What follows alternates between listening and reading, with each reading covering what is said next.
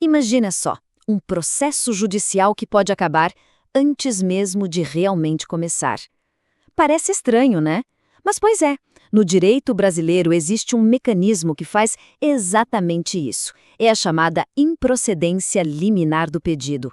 E nessa nossa análise, a gente vai mergulhar nesse conceito para entender como uma causa pode ser decidida antes que a outra parte sequer saiba que está sendo processada.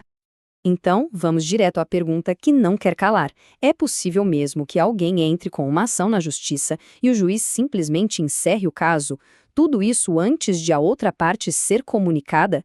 Parece coisa de filme, mas a resposta é sim. Só que, claro, isso só acontece em situações muito, mas muito específicas, que a lei define direitinho. O nome oficial dessa ferramenta é improcedência liminar do pedido. Ela está lá prevista no Código de Processo Civil, o nosso famoso CPC, que é tipo o grande manual de regras dos processos aqui no Brasil.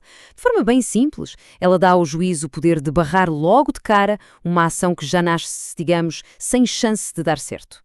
Mas calma lá, não é uma decisão arbitrária de jeito nenhum. Existem regras bem claras para isso acontecer. Mas por que criar uma coisa assim? Isso não acaba limitando o direito de defesa de alguém? Bom, a intenção é justamente o contrário. A raiz desse mecanismo todo é um princípio que a gente busca muito: ter uma justiça mais rápida e mais eficiente. A nossa própria Constituição Federal garante que todo mundo tem direito a um processo que não se arraste por uma eternidade. E olha, essa preocupação não é só nossa, não. Ela está presente em vários tratados internacionais de direitos humanos. O grande objetivo aqui é evitar que o sistema judiciário fique atolado com processos repetitivos ou com causas que, honestamente, já se sabe de antemão que não vão para frente. Então, vamos entender as regras desse jogo. O juiz não pode simplesmente acordar um dia e decidir usar essa ferramenta? Existe uma lista de verificação, sabe? Um checklist que precisa ser seguido à risca, sem tirar nem pôr. O artigo 332 do Código de Processo Civil define basicamente duas grandes situações. A primeira, que é mais comum, acontece quando o que a pessoa está pedindo vai totalmente contra uma decisão que já foi consolidada pelos tribunais superiores. E a segunda é quando o juiz bate o olho e vê na hora que o prazo para entrar com aquela ação específica já se esgotou. Vamos focar um pouquinho nesse cenário mais comum, o da ação que vai contra uma tese já pacificada. Isso é muito importante para dar estabilidade e previsibilidade para o nosso sistema de justiça. Tá, mas o que a lei quer dizer com precedente estabelecido? Olha, não é qualquer decisão antiga, não. A gente está falando de entendimentos que já estão bem firmes, como as súmulas do STF, o nosso Supremo Tribunal Federal, e do STJ, o Superior Tribunal de Justiça. Ou então decisões tomadas em casos de recursos repetitivos, que servem para definir como a lei deve ser interpretada em todo o país. É como se existisse um gabarito jurídico para certas questões. Se o novo processo vem com a resposta errada, ele pode ser encerrado ali mesmo. E isso, gente, é uma evolução gigantesca. No Código Antigo de 73, um juiz podia negar um pedido com base em decisões que ele mesmo tinha dado antes em casos parecidos. Agora, a regra é bem mais rigorosa. A decisão do juiz precisa estar alinhada com o que os tribunais superiores já decidiram. Isso traz muito mais segurança jurídica e isonomia, garantindo que casos parecidos tenham respostas parecidas no Brasil inteiro. É claro que isso não transforma o juiz num robô que só aplica regras automaticamente, e esse ponto é fundamental. A independência do juiz continua sendo um pilar da justiça. Ele ainda precisa analisar o caso concreto e pode, claro, com bons argumentos, explicar por que um precedente não se encaixa naquela situação específica. O objetivo é buscar coerência e não uma justiça robotizada. A essa altura, a pergunta que todo mundo deve estar se fazendo é: tá, mas isso é justo? E o direito da pessoa de se defender? Ótima pergunta. O sistema tem várias salvaguardas, sabe? Verdadeiros freios e contrapesos para garantir que essa ferramenta seja usada do jeito certo e de forma equilibrada.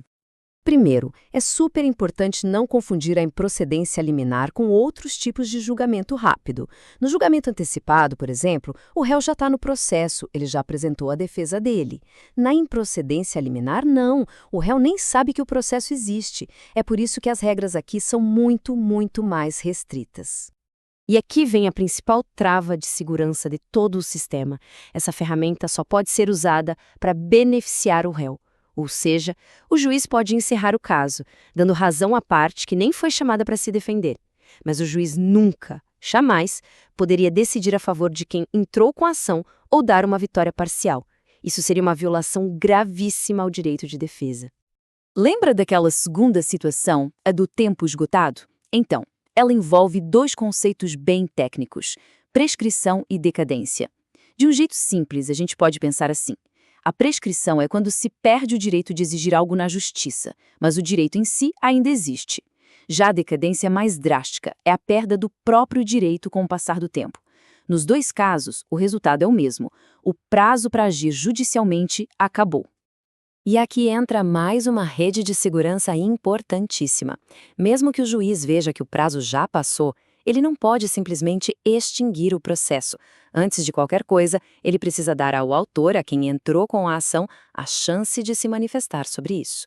É uma garantia de que a pessoa será ouvida, mesmo nessa fase tão inicial do processo. Ok. Então, o juiz analisou o caso, viu que se encaixava nas regras do artigo 332 e indeferiu o pedido liminarmente. Acabou aí? O que acontece agora? Bom, quem teve o pedido negado pode e deve recorrer. O caminho do recurso é bem claro. A parte autora apela da decisão. E o mais interessante é o que acontece em seguida. Antes de o recurso ir para um tribunal superior, ele volta para a mesa do mesmo juiz que deu a sentença. Ele tem 5 dias para se retratar. Se os argumentos do recurso convencerem o juiz, ele pode voltar atrás e mandar o processo seguir normalmente. Se ele mantiver a decisão, aí sim o caso sobe para a segunda instância decidir. No fim das contas, a improcedência liminar vive sempre nessa tensão, né?